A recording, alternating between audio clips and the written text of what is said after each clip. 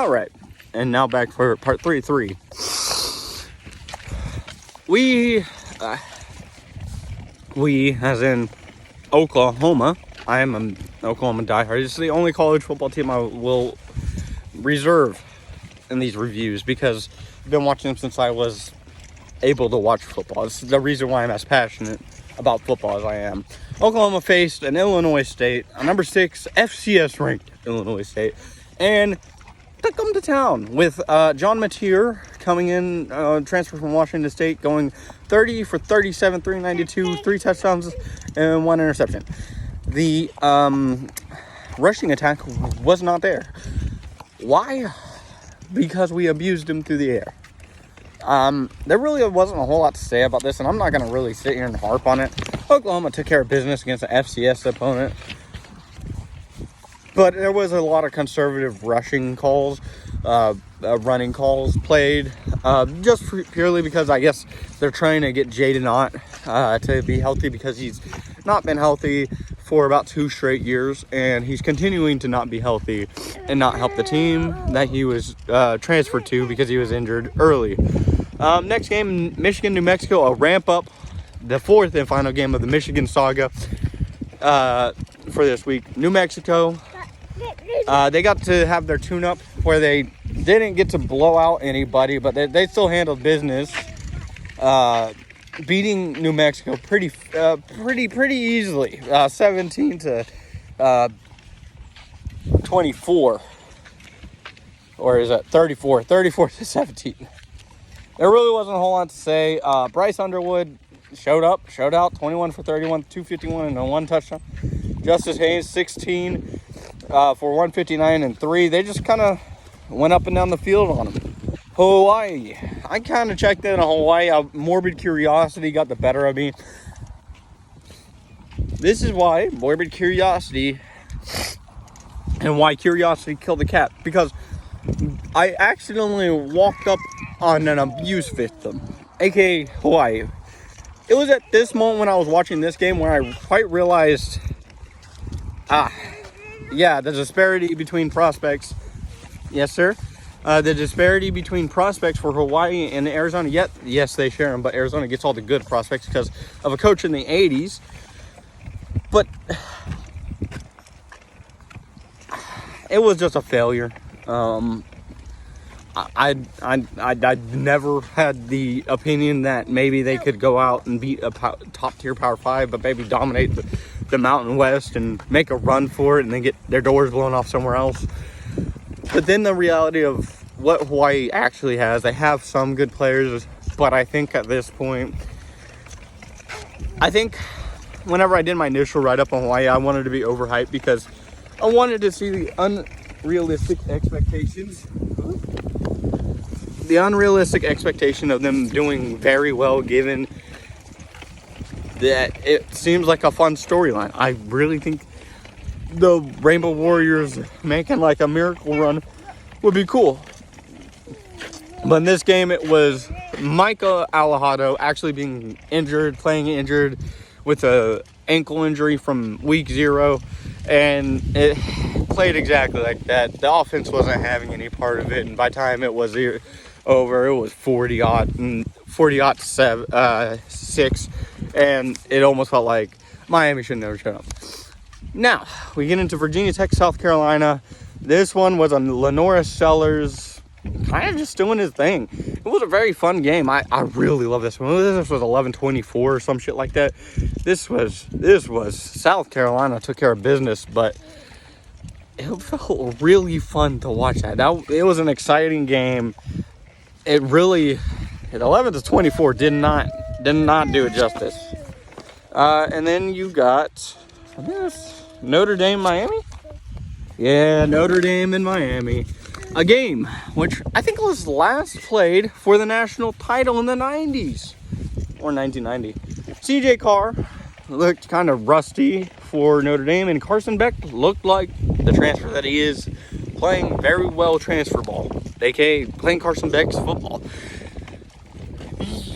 It was a very fun game to the very last second. Everything went down perfectly. Another great game, a spectacle. these guys, it felt like these two teams were facing in the 90s, but with a little bit more offensive flair. These games were extremely exciting to watch. The most exciting game to watch, the one that I actually have nothing on. Look, I just did not care about this game.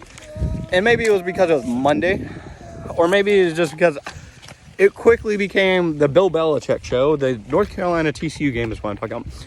Watching the telecast for that was hard, glazing. Like, so much glaze that you would think that it's caked on 3 inches deep kind of glazing for Bill Belichick, and the fact that he won a couple of titles and then it got exposed that he wasn't that great at building said teams.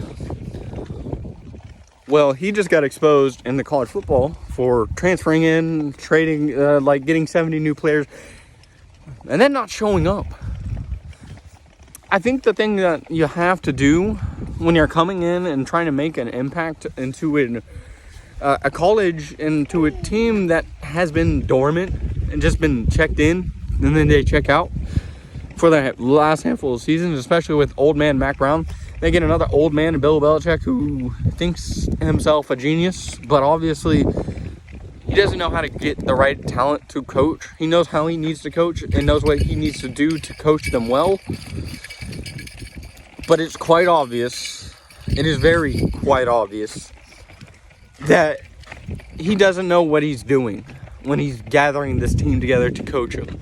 They should not have gotten they should not have gotten dumped 48-14 by TCU. They should not have let that gotten out of control narrative-wise so they couldn't get blown out. It was an embarrassment. And Bill Belichick,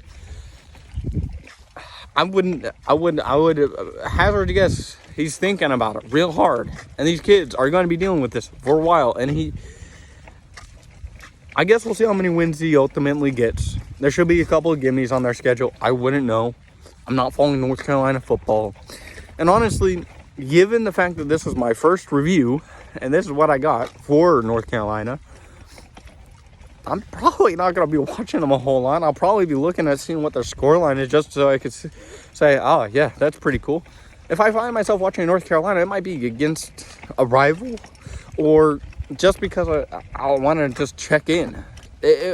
I don't feel confident in this team anymore. I don't think I was even close as confident as all of ESPN were, but man, it's nuts how you don't have to do a whole ton, and yet at the end of the day, you get more praise than somebody who could potentially be doing a great job. Like, as an Oklahoma fan, I am impartial. Yeah, I don't much care about going 6 and whatever, but at the realistic expectation, after 20 years, you're going to have some lulls.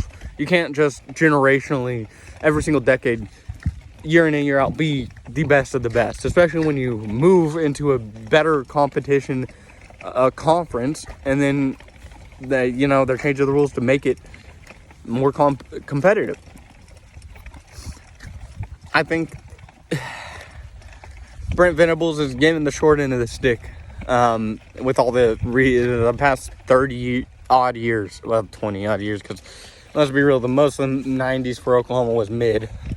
But yeah, that's pretty much it for my reviews.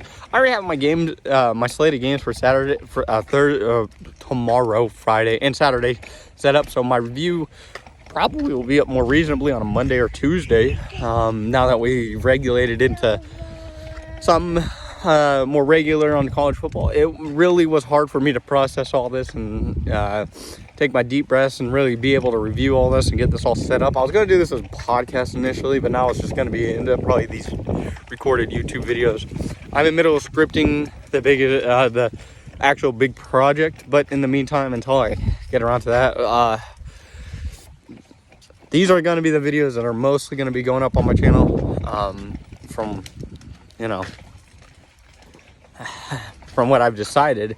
And hopefully you guys enjoy, and hopefully there's a lot of people that end up coming through and listening to me ramble about college football for a little while. I'm just trying to keep it entertaining, keep it lighthearted, and most likely this next week will be a lot more entertaining, and maybe I'll get to really sit down and chew on it a little bit more.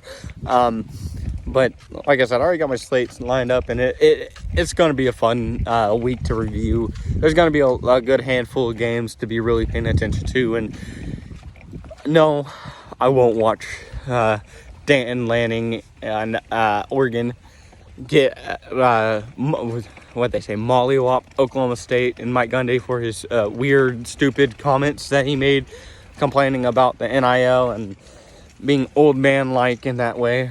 How there's a disparity and it's not fair, blah, blah, blah. Yeah, that kind of stuff. I'm not watching Oklahoma State this year if I can't help it, which will be pretty easy because watching any other college football team other than Oklahoma State will be fairly easy since there's so much more to watch, and I will find an excuse unless they are the only thing on TV, which will not happen. I guess I'll see you next week.